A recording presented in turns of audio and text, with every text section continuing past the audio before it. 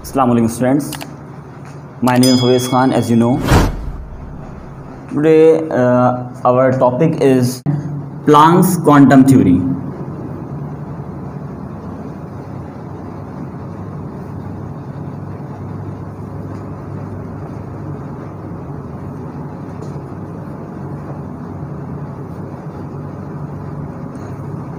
ठीक है बच्चों, तो प्लांक्स क्वांटम थ्योरी के अंदर क्या था कि पहले मैं इसकी ऑब्जर्वेशन बताता हूँ, मतलब इसकी डेफिनेशन हम कर लेंगे।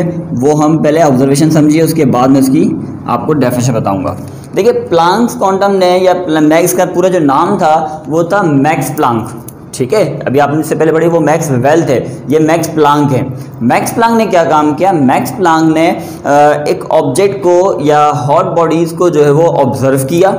ठीक है, और ऑब्जर्व करने के बाद बताया कि इन हॉट ऑब्जेक्ट में से रेडिएशन इमिट आउट हो रही हैं। ठीक है, जिसको हम कॉन्सेप्ट इंटर में अगेन आप पढ़ोगे ब्लैक बॉडी रेडिएशंस का। तो वहाँ पर भी ये होता है कि हॉट बॉडीज़ और कोल्ड बॉडीज़ में जो है रेडिएशन या तो इमिट आउट हो रही होती है या वो एब्जॉर्ब कर रहा होता है। कुछ हॉट मैटर्स जो है जैसे कि स्टार्स वगैरह हैं, स्टार वगैरह के अंदर प्लाज्मा वगैरह डेफिनेटली होता है। उस प्लाज्मा के अंदर क्या होता है, वो हॉट मटेरियल है, उसमें से लाइट इमिट आउट हो रही होती है, रेडिएशन इमिट आउट हो रही होती है। तो ये रेडिएशन का पूरा एक स्पेक्ट्रम है जिसके अंदर जो है बहुत सारे जो है वो रेडिएशन आती हैं। लेकिन जब हम लाइट की बात करेंगे तो मैंने स्टार्टिंग में बताया था कि एक छोटा सा स्पेक्ट्रम होगा जो कि 400 नैनोमीटर से लेकर 700 नैनोमीटर के दरमियान होगा, वो हम जो है वो लाइट को कंसीडर करेंगे। तो प्लांक्स ने क्या बात बताई कि वो जो लाइट निकल रही है या वो जो रेडिएशन किसी स्टार में से, किसी लुमिनस ऑब्जेक्ट से हॉट होने की वजह से इमिट आउट हो रही हैं, ठीक है, वो रेडिएशंस कंटिन्यूस फॉर्म में नहीं होती बल्कि डिस्क्रीट फॉर्म में होती हैं। ठीक है, क्या मतलब कि अगर आपके पास कोई सोर्स ऑफ लाइट है, ठीक है, एक सोर्स ऑफ लाइट है, इस सोर्स ऑफ लाइट से कुछ रेडिएशंस निकल रही हैं।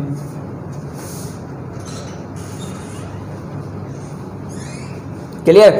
अच्छा, इसमें जो रेडिएशन इमिट आउट हो रही हैं, इन रेडिएशंस के अंदर जो है वो क्या चीज़ है कि जो रेडिएशन निकल रही है वो एक पैकेट की फॉर्म में निकल रही हैं, डिस्क्रीट फॉर्म में निकल रही हैं, कंटिन्यूस फॉर्म में नहीं है।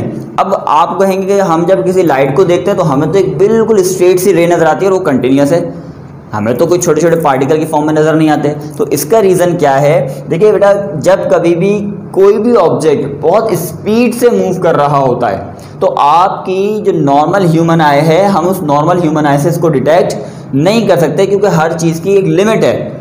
हमारी ह्यूमन आई की भी एक लिमिट है। कैसे कि इस वक्त अगर आप देखें, आप अगर मेरी वीडियो देख पा रहे हैं, ठीक है, तो वीडियो नहीं होती है बेटा। बेसिकली वीडियो कॉन्सेप्ट मैंने आपको क्लास में भी बताया था कि वीडियो कुछ नहीं होती। वीडियो का मतलब होता है एक just combination of the picture. ठीक है, ये जो पिक्चर्स हैं ये पिक्चर्स ही रिकॉर्ड की जा रही हैं, मगर मल्टीपल टाइम जो है वो इसकी जो स्पीड है वो ज़्यादा स्पीड से ये एक के बाद एक के बाद एक पिक्चर्स चल रही हैं, जिसकी वजह से आप जो है वो क्या लगता है कि एक मूविंग ऑब्जेक्ट आपको नज़र आता है, एक वीडियो की फॉर्म आपको नज़र आ रही होती है। तो हमारी ह्यूमन आई की 20 साइकिल, ठीक है, 20 साइकिल पर जो है वो पर सेकंड इसकी कैपेबिलिटी है कि हम इसको देख सकते हैं। इससे ज़्यादा अगर कोई स्पीड हो जाएगी तो हमें मूविंग ऑब्जेक्ट नज़र आएगा। एक और example, just like the fan अगर बहुत स्लो मूव करे तो आपको इसके 3 ब्लेड्स जो है वो मूव होते हुए नज़र आएंगे। लेकिन अगर फैन की स्पीड हम बढ़ा दें तो बढ़ाने के बाद क्या होगा कि अब ये फ़ैन आपको इसके 3 ब्लेड सिंगल आपको नज़र नहीं आएंगे बल्कि ये एक सर्कुलर ऑब्जेक्ट नज़र आएगा आपको। ठीक है ना? तो ये क्यों हुआ? ऑब्जेक्ट वही है मगर हमारी आई इसको डिटेक्ट नहीं कर पा रही। तो वही सेम सिचुएशन है कि जब किसी भी ऑब्जेक्ट से लाइट निकलती है तो डेफिनेटली मैंने आपको पहले भी बताया लाइट की स्पीड कितनी है, 30 करोड़ मीटर पर सेकंड। तो इतनी ह्यूज अमाउंट के अंदर जो है हम इसकी वेलोसिटी को अपने नॉर्मल आई से डिटेक्ट नहीं कर सकते। तो इसके अंदर जो पार्टिकल इमिट आउट हो रहे हैं वो डिस्क्रीट फॉर्म में या बंडल फॉर्म में इमिट आउट हो रहे हैं। तो प्लांक्स ने क्या बताया था? Light emits out from the source is in discrete form.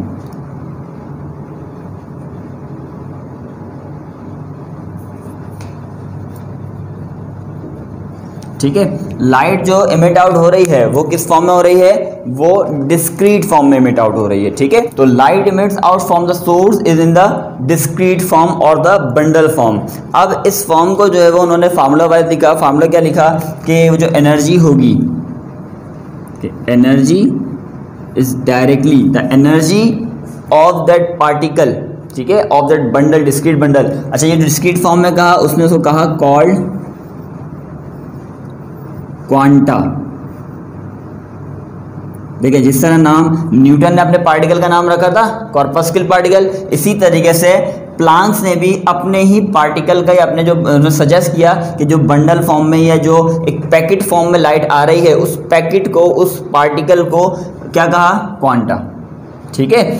अच्छा जी, अब एक बात और ध्यान में याद रखिएगा कि जो क्वांटा की ये पार्टिकल फॉर्म में कहा, इसका मतलब ये हरगिज़ नहीं है जिस तरह न्यूटन ने पार्टिकल को बताया था। प्लांक्स का क्वांटा का या पार्टिकल का जो कॉन्सेप्ट है वो मैटर पार्टिकल नहीं है बल्कि एनर्जी पार्टिकल है, ठीक है। वेव पार्टिकल आपको कहते हैं, एनर्जी पार्टिकल है। ये पार्टिकल तो है मगर वो मैटर पार्टिकल नहीं है जिस तरह न्यूटन का था। मतलब इसके अंदर एनर्जी पार्टिकल का मतलब कि इसके अंदर एनर्जी शामिल होगी, मैटर नहीं होगा, ठीक है। तो फिर उस क्वांटा जो पार्टिकल होगा इसको क्वांटा कह दिया, ठीक है। अब इस क्वांटा की डेफिनेटली अगर मैं कह रहा हूं कि एनर्जी है, एनर्जी के पार्टिकल है, तो कोई वैल्यू भी तो होनी चाहिए कि इस एनर्जी में कितनी एनर्जी शामिल है। तो उस एनर्जी को समझाया किस तरीके, इस फॉर्मूले के अंदर कि एक रिलेशन बताया कि energy is directly proportional to the frequency of that particle of light, ठीक है। उस लाइट की फ्रीक्वेंसी पे डिपेंड करता है, ठीक है। जिस तरह न्यूटन ने बताया था कि कर्पस्कुलर के अंदर जो उसके साइज है वो डिपेंड करेगा उसकी, या वो रिस्पॉन्सिबल होगा उसके कलर फॉर्मेशन के लिए, कि मुझे अगर ये कलर ब्लू नज़र आ रहा है, ये कलर ग्रीन नज़र आ रहा है, ये ब्राउन नज़र आ रहा है, डिफरेंट अगर मुझे कलर्स नज़र आ रहे हैं तो वो कर्पस्कुलर के साइज पे डिपेंड है। हमने ये बात पढ़ी थी। इसी तरीके से क्वांटा में ये बात किस तरह चेंज हो जाएगी कि वो डिपेंड करेगा उसकी फ्रीक्वेंसी के ऊपर, क्लियर। तो जो हमें अब नॉर्मल हमें मालूम है कि जो कलर हमें नजर आते हैं इट जस्ट अ फ्रीक्वेंसी, ठीक है। तो कलर इटसेल्फ कुछ नहीं है बल्कि ये जस्ट फ्रीक्वेंसी होता है। तो इसी तरह energy directly proportional to the frequency. और जब आप डायरेक्टली प्रोपोर्शनल हटाते हैं, मतलब आप रिलेशन से इक्वेशन में कन्वर्ट करते हैं, तो क्या होता है, वहाँ पर डायरेक्टली प्रोपोर्शनल रिमूव हो जाता है और फिर इक्वल टू एंड कांस्टेंट आ जाता है। तो कांस्टेंट यहाँ पर लगाया एच कांस्टेंट क्या है, एच कांस्टेंट शो कर रहा है फॉर प्लांक्स कांस्टेंट,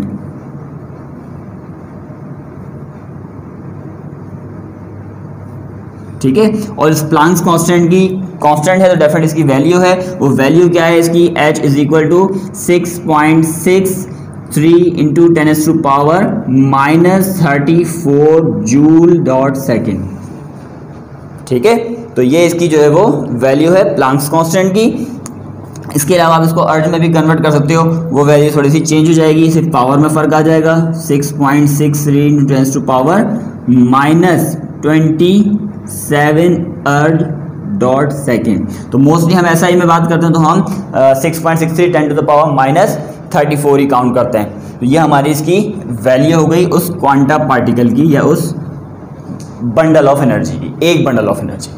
क्लियर बेटा यहाँ तक? ये क्वांटा की या डेफिनेशन थी, प्लांक्स क्वांटम की थ्योरी की सिर्फ एक्सप्लेनेशन थी। इसके बाद हम चलते हैं, एक बात और याद रखिएगा, मैं अगर बात कर रहा हूँ कि भाई इस लाइट में से बंडल्स आ रहे हैं, ठीक है। अब ये बंडल क्या होंगे, बंडल क्या मैं इस तरह कह सकता हूँ कि बंडल भाई एक बंडल तो आया है, ठीक है, 2 बंडल आ रहे हैं, ठीक है।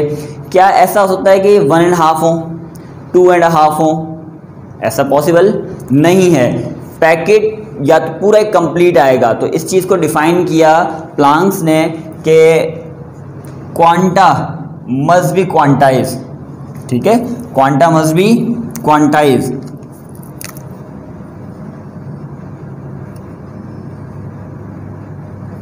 Must be